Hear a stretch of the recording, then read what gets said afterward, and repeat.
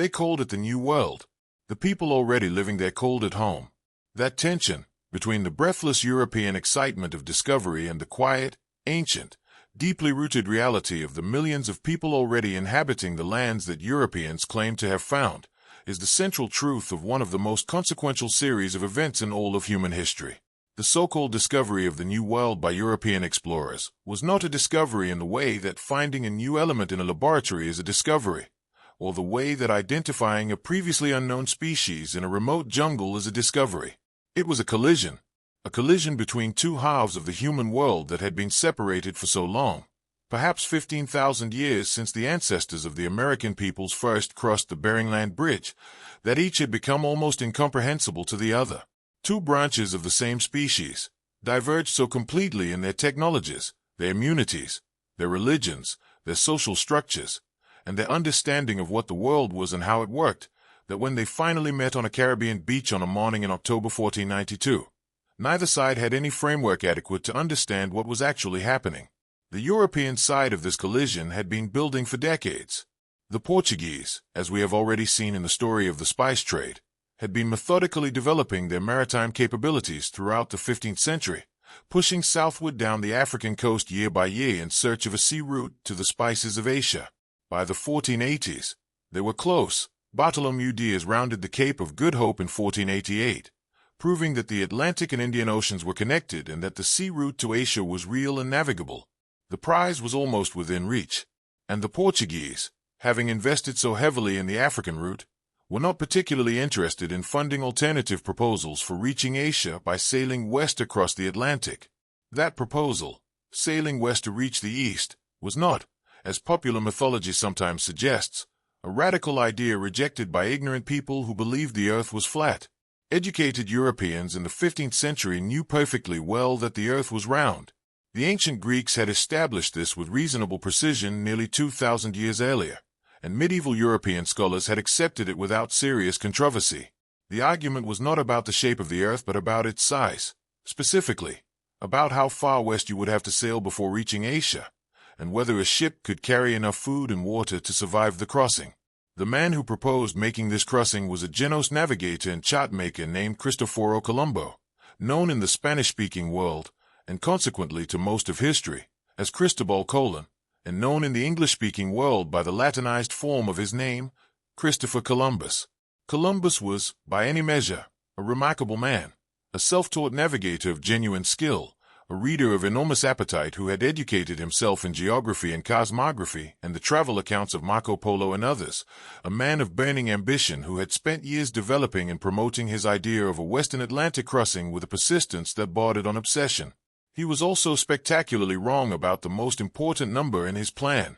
Columbus had calculated, based on a selective reading of geographical authorities that consistently chose the estimates most favorable to his argument, that the distance from the Canary Islands westward to the coast of Japan was approximately 2,400 miles. The actual distance, sailing the route he planned, is approximately 12,500 miles. Columbus was wrong by a factor of 5.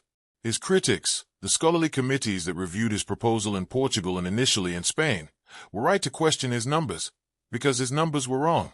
If the Americas had not been in the way, Columbus and his crew would almost certainly have died of thirst and starvation somewhere in the mid-Pacific, having run out of food and water long before reaching Asia. But the Americas were in the way, and on October 12, 1492, after 36 days at sea from the Canary Islands, a crossing that had pushed the patience and the courage of his crew to their limit, Columbus saw firelight on a dark horizon and in the morning made landfall on an island in the Caribbean that the people living there called Guanahani, and that Columbus renamed San Salvador. He went ashore carrying the flag of the Spanish crown and performed the legal ceremony of possession, claiming the island for Ferdinand and Isabella of Spain, in the presence of the island's Taino inhabitants, who watched with curiosity and bemusement as these strange visitors from somewhere incomprehensible performed the incomprehensible rituals on a beach that the Taino had owned, in any meaningful sense of that word, for generations.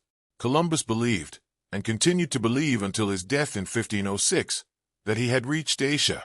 He called the people he met Indians because he thought he was in the Indies, the spice-producing region of southern and southeastern Asia that the Portuguese were simultaneously approaching from the other direction.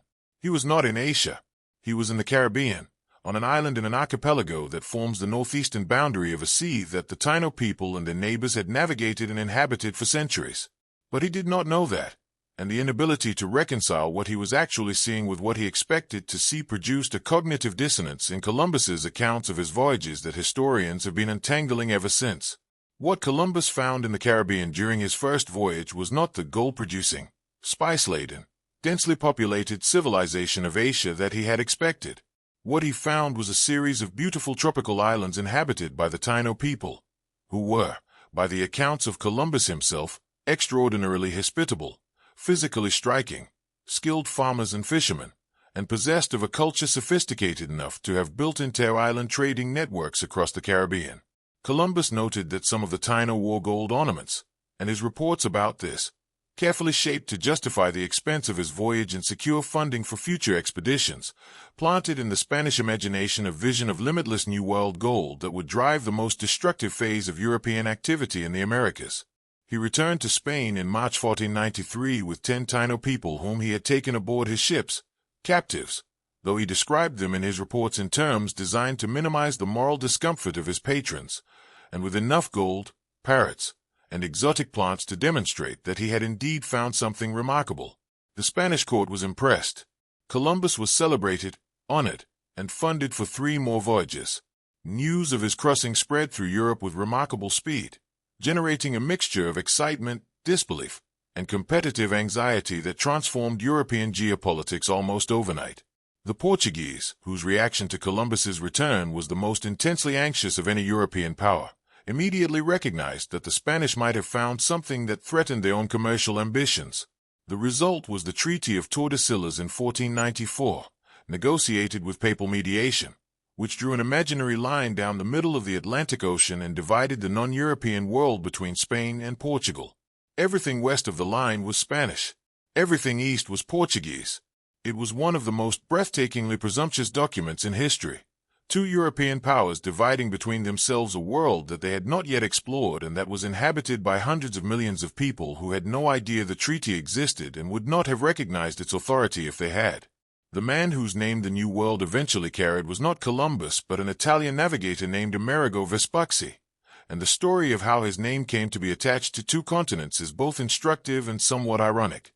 Vespucci made several voyages to the western Atlantic in the years following Columbus's initial crossing, exploring the northeastern coast of South America and eventually concluding, crucially, and correctly, that what Columbus had found was not Asia at all but a completely separate continental landmass that Europeans had not previously known existed. He called it the Mundus Novus, the New World, and his accounts of it, published and widely circulated across Europe, were the documents that most clearly articulated to European audiences that something genuinely new had been encountered. A German cartographer named Martin Waldseemüller, working on a New World map in 1507, read Vespucci's accounts, accepted his argument that the lands to the west were a new continent, and wrote the name America across his depiction of South America, after Americus, the Latinized form of Amerigo. The name spread, attached itself to both continents, and has been there ever since. What happened to the people already living in this world that Europeans were calling new is one of the most catastrophic stories in human history, and it cannot be told honestly without that word, catastrophic, sitting at its center. The collision between the Old World and the New World produced a biological exchange as consequential as any military conquest. The European diseases that arrived with the first ships, smallpox, measles, typhus, influenza, and dozens of other infectious illnesses to which the indigenous peoples of the Americas had no prior exposure and therefore no immunity, spread through the American populations with a speed and a lethality that defied comprehension. Scholars estimate that between 50 and 90% of the indigenous population of the Americas died in the century following first contact, a mortality rate so staggering that the landscapes Europeans encountered throughout the 16th century were not the pristine, sparsely inhabited wildernesses they imagined but the devastated remnants of societies that had been dramatically larger and more complex just a few decades earlier. The first mainland contact came when Spanish explorers began probing the Caribbean coastline and eventually the mainland of Central and South America in the years following Columbus's initial voyages. Juan Ponce de Leon reached Florida in 1513, becoming the first European to set foot on the continental United States, searching, probably not actually for the fountain of youth, despite the legend, for land, slaves, and gold. Vasco Núñez de Balboa crossed the Isthmus of Panama in 1513, and became the first European to see the Pacific Ocean from the American side, confirming that the landmass Columbus had reached was indeed a separate continent separating the Atlantic from the Pacific.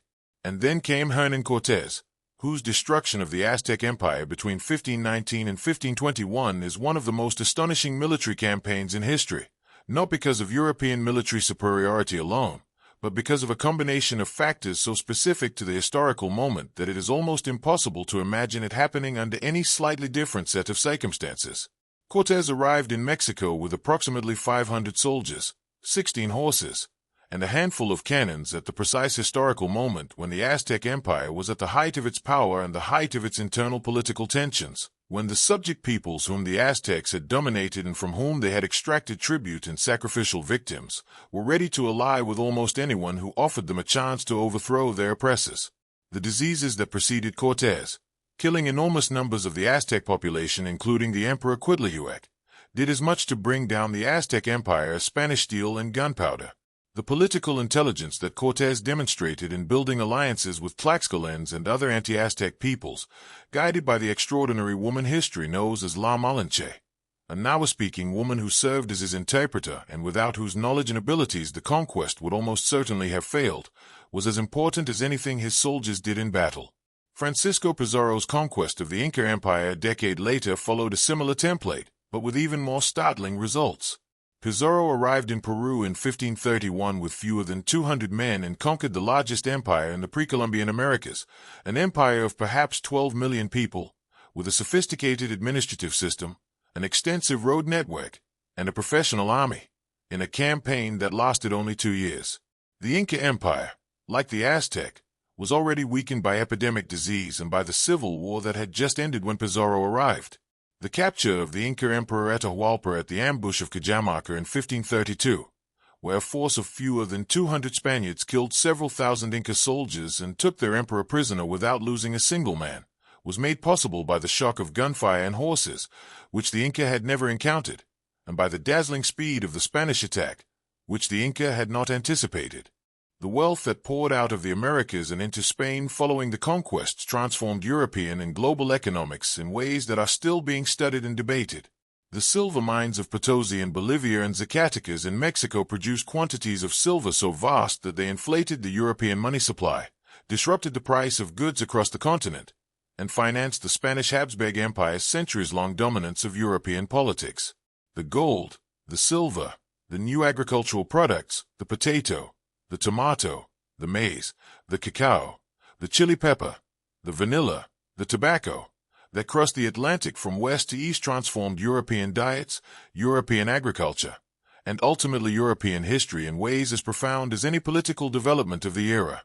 But the human cost of all of this, the cost paid by the people who were already living in the New World when the Europeans arrived, was beyond any calculation that a number can adequately represent. Civilizations that had developed independently for 15,000 years, that had solved the problems of agriculture and urban planning and astronomical observation and political organization and artistic expression in their own distinctive ways, were destroyed within decades of European contact. Languages that encoded thousands of years of accumulated knowledge were silenced. Religious and artistic traditions were suppressed and burned. Peoples who had numbered in the tens of millions were reduced to fractions of their former populations by disease and violence and the brutal labor conditions of the colonial mining and agricultural system. The encounter between the Old World and the New World was the most consequential event in recorded history. It connected two branches of humanity that had been separated for 15,000 years. It created the modern global economy. It drove the Atlantic slave trade, as European colonizers replaced the indigenous labor force devastated by disease with millions of enslaved Africans. It produced the societies, North American, Latin American, Caribbean, that are still working through the legacies of that original collision today. Columbus never knew what he had found. He died in 1506 still believing he had reached Asia, still insisting that the lands he had visited were part of the Asian continent that Marco Polo had described, still unable or unwilling to accept the evidence of his own voyages that the world was larger and more complicated than his calculations had allowed for. But the world he had connected, accidentally, wrongly, magnificently, catastrophically, was changed forever the morning he stepped onto that Caribbean beach and performed his ceremony of possession in front of people who had no idea what he was claiming or in whose name he was claiming it. The new world was not new. It was ancient. It was complex. It was full of human beings who had been living, building, creating, believing, and belonging to their place for 15,000 years before a lost Genos navigator with wrong numbers landed on their beach and called it a discovery. They did not call it that. They called it home. And it was